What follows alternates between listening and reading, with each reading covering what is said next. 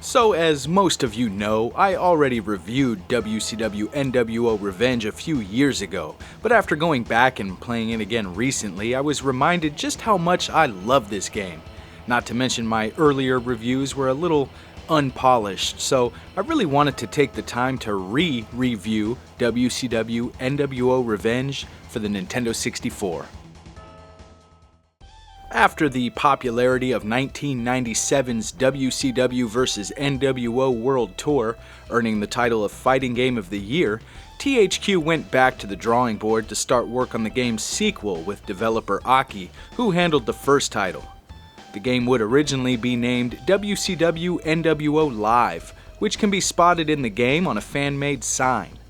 The game's name would eventually be changed to WCW nWo Revenge and was released on October 26, 1998, one day after Halloween Havoc. During this generation of gaming, things like intros, which might seem like a small detail now, were kind of a luxury, especially when this much detail went into them. This intro showcases everything that was WCW at the time, including the different nWo factions, the cruiserweights, and the popularity of Bill Goldberg. But the main focus here is the rivalry of Sting and Hollywood Hogan, which was really hot about a year earlier, but to be fair, that's when development started on the game. The game's main menu features 5 selectable modes, which consist of Championship, Exhibition, Special Match, Costume Change, and Option, with the last used arena on display in the background. The wrestler selection has grown quite a bit since World Tour, with over 60 wrestlers spanning over 9 pages, with each wrestler representing a certain faction or promotion. You have the nWo White, the nWo Red, Ravens Flock, and then a series of WCW groups ranging from main eventers, mid-carders, cruiserweights, and jobbers. There are also 2 fictional promotions that feature characters based on real-life wrestlers outside of WCW. Just about everybody you could want is here with the exception of Ric Flair, who, due to some legal issues with WCW, didn't make the final cut. Also missing is Wrath, who was actually in the early stages of the game and for some reason was removed, but can be accessed with a cheat device. Some smaller names are also noticeably absent, like Hugh Morris, Norman Smiley, Ernest the Cat Miller, and Prince Iaukea, just to name a few, but to be fair, WCW had one hell of a giant roster in 1998 and they had to draw the line somewhere.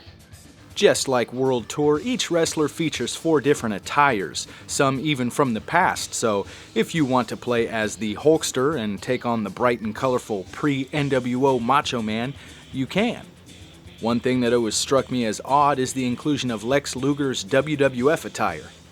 Nevertheless, I love the fact that they went above and beyond to give us variety. And while we're on the topic of attires, the costume change mode gives the player the ability to edit any wrestler's ring gear. This is something we've seen return lately in the 2K series, but in 1998, this was pretty revolutionary. Here you can create hybrids like Hollywood Hitman or stick somebody like Rey Mysterio Jr. in the nWo. It's no create a wrestler, but it's a decent substitution for the time. While there was only one WCW arena in World Tour, there are 6 to choose from here, including Monday Nitro, Sold Out 98, Super Brawl 8, Bash at the Beach 97, Halloween Havoc 97, and Starrcade 97. Considering that this is the first game in the series to feature a stage area, I'd say these look pretty impressive, though the game limits any access to these stages once the wrestler enters the ring area, causing the appearances of these arenas to take a step backwards in quality. I only wish there were a few more arenas to choose from, like maybe Uncensored and Thunder, but that's just me being selfish. Moving along to entrances, this is another first for the series and pretty much new to the wrestling game genre in general. Each wrestler features a unique stage and ring taunt specific to their real-life counterpart. These taunt animations have always impressed me, appearing very realistic versus other wrestling games.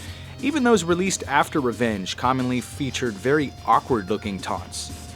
While these entrances do feature pyrotechnics, they lack genuine WCW themes, instead featuring a couple of generic songs that cycle back and forth from one entrance to another. This was due to memory limitations on the cartridge, which they were able to remedy come WWF WrestleMania 2000. The addition of managers and valets really add to the overall experience of what WCW was about.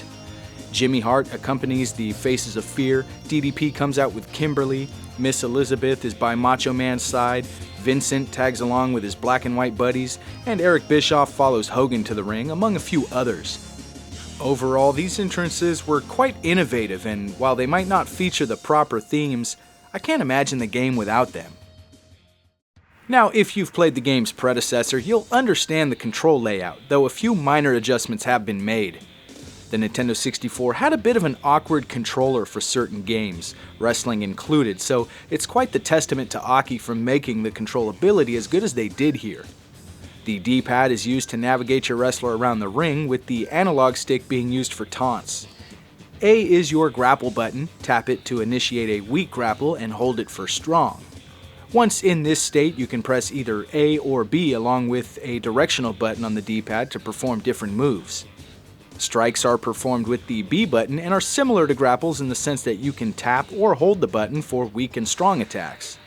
The shoulder buttons are used to counter and block moves, and the down C button is used to run.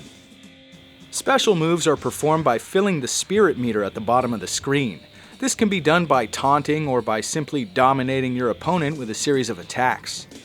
Unlike World Tour, your special state will not initiate automatically when the spirit meter is filled. Instead, you'll have to move the analog stick, which in turn will perform a special taunt and ready your wrestler to perform a finisher. During this time, you'll have a small window with the ability to perform a finisher or multiple finishers. Simply strong grapple your opponent, followed by a flick of the analog stick to perform your finisher. Certain wrestlers require different positions around the ring to perform their accurate finisher, like Bagwell's Buff Blockbuster, which requires an opponent to be laid against the turnbuckle. Wrestlers also have multiple options for finishers, so whereas performing a front finisher standing in the ring with DDP will result in a diamond cutter, doing the same at the turnbuckle will lead to a super diamond cutter. You can also perform your opponent's taunt by rotating the analog stick around in a circular motion, as well as steal your opponent's finisher by pressing both A and B together while in the strong grapple position with your special meter initiated. The entire series has always been criticized a bit for its graphical presentation, mostly due to collision issues and wrestlers' body parts that seem to separate from each other. But with gameplay as good as what we see here in Revenge, it's often forgotten as soon as the match starts. Visually, we've seen quite the improvement over World Tour though, with faces that now feature texture mapping, a much improved crowd, wrestlers now appearing at different height proportions, and the overall appearance of everything being a lot more colorful. While there still isn't an in-game model for a referee, they did add a cartoon-looking version of Mark Curtis. Moves have also been overhauled, featuring more realistic animations. So whereas Kevin Nash featured a generic powerbomb in the past, there's no mistaking that this is his signature jackknife powerbomb complete with his likeness. And speaking of Nash, larger wrestlers like him and Giant now enter the ring over the top rope just like they would in real life. In fact, each wrestler now features 700 frames of animation with unique trademark moves and taunts, some complete with voice clips like the Macho Man's famous The level of detail that went into these moves was something that we hadn't seen yet and still wouldn't become a regular occurrence in games outside of the series for a few more years. Some other additions include a new instant replay system, as well as a scoring card that rates your entire match. There are a handful of new weapons that can be accessed by retrieving them from the crowd and can now be brought into the ring. Certain wrestlers like Sting and La Parka will start the match with their weapon in hand. While you don't have the ability to take the action backstage, you can Irish whip your opponent into the entrance area, where he'll disappear for a few seconds and reappear, sometimes with a weapon in hand.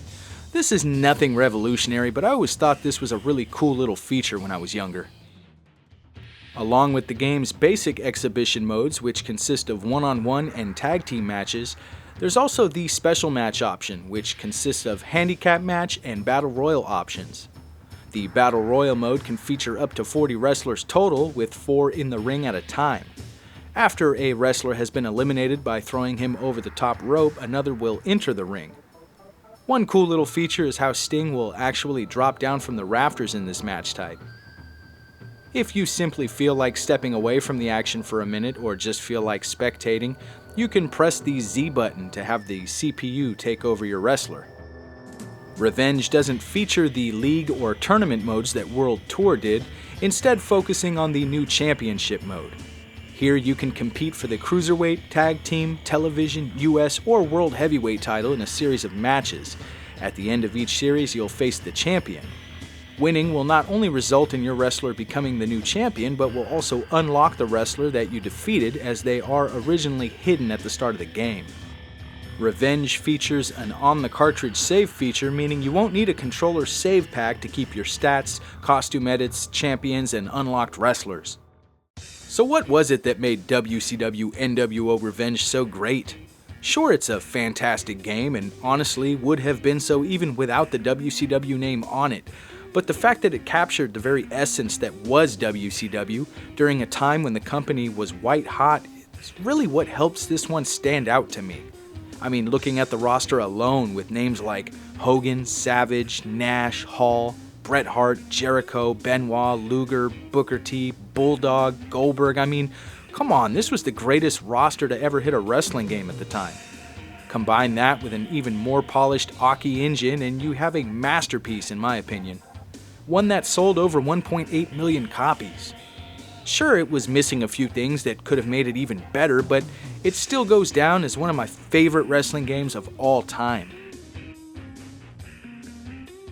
Hope you guys enjoyed the video. If you did, well, hit the thumbs up, and if you enjoy wrestling games and you haven't yet subscribed, go ahead and do it, as I have many wrestling game reviews under my belt and many more to come. So until next time, thanks for watching.